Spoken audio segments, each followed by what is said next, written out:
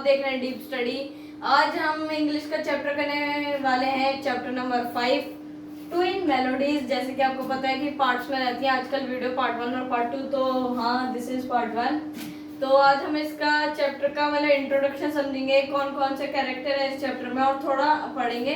बाकी की बात हम अगले पार्ट में करेंगे। तो चलो शुरुआत करते हैं। तो आप समझते हैं इसका इंट्रोडक्शन क्या है। Twin melodies is a famous play written by the well known author Mitra Pukan. Mitra Pukan writer हैं जिन्होंने ट्विन मेलोडीज ये स्टोरी लिखी है। The story is about a family of musician. It shows the disagreement between an old fashion father and his modern daughter.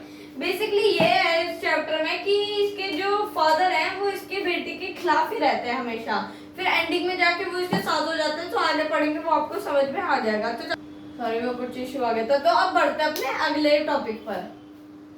हाँ, तो बढ़ते हैं अपने नेक्स्ट टॉपिक पे। अब ये है द सीक्रेट म्यूजिक। अब सीक्रेट म्यूजिक प्रैक्टिस से आपको क्या पता चला कि छुपके म्यूजिक की प्रैक्टिस करना, ये टॉपिक होगा। The play begins in the bedroom of a young boy। मतलब स्टोरी चालू होती है एक young boy named Iqbal. Inside the room four young friends are busy practicing music for a big public concert। मतलब ये इनका जो रूम था, एक यंग बॉय, एक जवान लड़का है इकबाल। इनसाइड रूम, जो इसका रूम है उसके अंदर इसके 4 दोस्त हैं, 4 यंग दोस्त हैं। वो बिजी है, वो प्रैक्टिस कर रहे हैं म्यूजिक की for a big public concert. एक बड़े पब्लिक कॉन्सर्ट के लिए वो सारे लोग प्रैक्टिस कर रहे हैं, जिनमें से उनका भी इंट्रोडक्शन दे रखा है।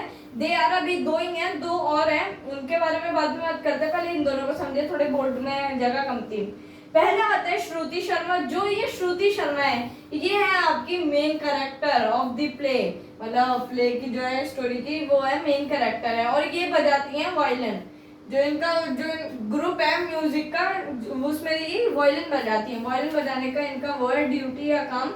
इकबाल जो है talented boy who plays the Indian flute. Iqbal ji वही है जिनका कमरा था। इकबाल जी है, ये टैलेंटेड है बहुत ज्यादा, और ये प्ले करते हैं इंडियन फ्लूट, इंडियन बांसुरी फ्लूट बजाते हैं ये। अब बढ़ते हैं अपने नेक्स्ट 2 टॉपिक्स पे।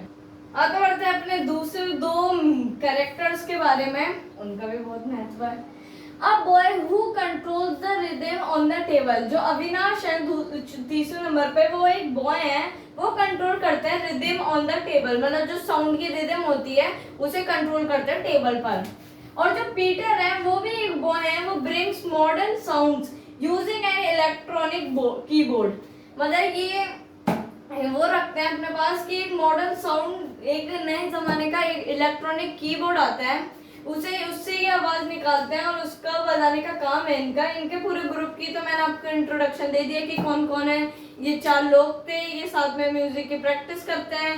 जो जिनमें से श्रुति शर्मा मेन कैरेक्टर, वो वायलिन बजाती हैं। इकबाल जो है वो इंडियन फ्लूट बजाते हैं, और अविनाश कंट्रोल करते हैं रिदम ऑन द टेबल। और पीटर जो है वो अपने पास modern sounds using an electronic keyboard रखते हैं। मॉडर्न साउंड से इलेक्ट्रॉनिक कीबोर्ड्स की मतलब गड़बड़ हो गई, जो इलेक्ट्रॉनिक कीबोर्ड है उसमें से मॉडर्न साउंड्स निकालते हैं। तो अब बढ़ते हैं नेक्स्ट टॉपिक पे। इसे रब कर देते हैं। हाँ, तो बढ़ते हैं अपने, ये बेसिकली टॉपिक नहीं है, ये उसी के आगे का पार्ट है, वो मैं कहना भूल गया था, अभी ध्यान में आया है। तो चलो करते हैं। Together they are creating fusion music। Fusion music mean mixing 2 different styles together, in this case Indian classical rage and western beats। ये पहले अभी तक यहीं तक समझेंगे। Together they are creating fusion music, मतलब वो साथ में मिलके फ्यूजन म्यूजिक बनाते थे। Fusion means mixing 2 different styles together, in this case Indian classical rage and western beats। मतलब जो इस केस में होता है फ्यूजन म्यूजिक में, ये होता है कि इंडिया के जो क्लासिकल म्यूजिक है और वेस्टर्न जो बीट्स हैं उन्हें एक साथ मिलाकर एक म्यूजिक तैयार करना, उन्हें हम फ्यूजन म्यूजिक कहते हैं। समझ आ गया यहाँ तक। अब बढ़ते हैं नेक्स्ट पे। The 3 boys are very happy and excited about their music। However, Shruti looks very worried and sad। मतलब जो तीनों बॉयज थे वो बहुत हैप्पी और एक्साइटेड थे अपने म्यूजिक के लिए, पर Shruti looks very worried and sad, मतलब बहुत ही चिंतित और बहुत ही दुखी नजर आ रही थी। अब बढ़ते हैं नेक्स्ट टॉपिक पे। तो अब बढ़ते हैं अपने लास्ट टॉपिक पे। ये लास्ट टॉपिक ही रहने वाला है, मतलब पार्ट 1 का। तो जल्दी से इसे कवर करके, ज्यादा लंबी ना वीडियो करते हुए जल्दी से इसे खत्म करते हैं, और आपको भी मुझे लगता है समझ आए होंगे बाकी के पार्ट्स। तो चलो इसे कवर करते हैं। हर friends ask her what is wrong. इसके फ्रेंड आस्क करते हैं श्रुति के कि क्या गलत हुआ है, मतलब क्या दिक्कत हो गई है तुम्हें।